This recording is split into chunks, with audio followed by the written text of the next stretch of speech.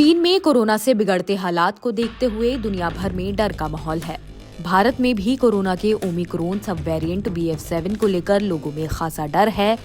ये वही वेरिएंट है जो संभावित तौर पर चीन में बढ़ते कोरोना के मामलों के लिए जिम्मेदार है।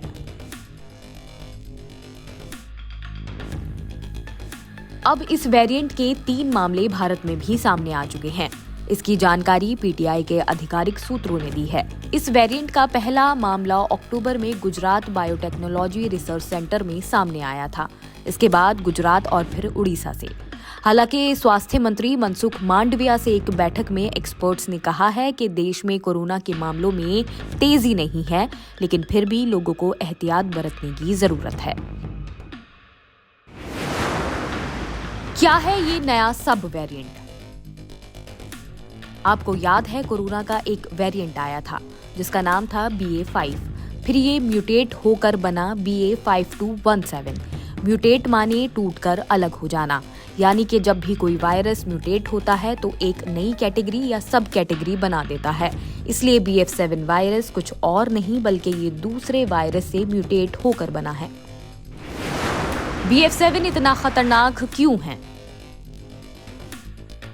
BF7 वेरिएंट में संक्रमण की व्यापक क्षमता होती है और इसकी इंक्यूबेशन अवधि कम होती है।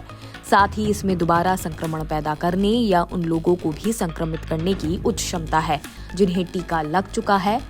ये America, Britain, Belgium, Germany, France और डेनमार्क जैसे यूरोपीय देशों सहित कई दूसरे देशों में भी पाया जा चुका है।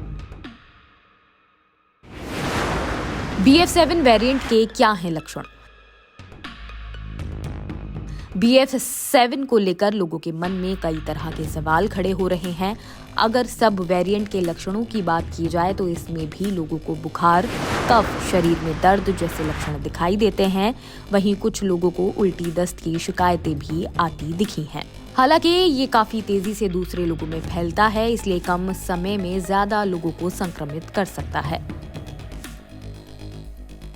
चीन में कोरोना वायरस संक्रमण के मामले बढ़ने के बाद भारत में केंद्र सरकार ने सावधानी बरतने के लिए कहा है।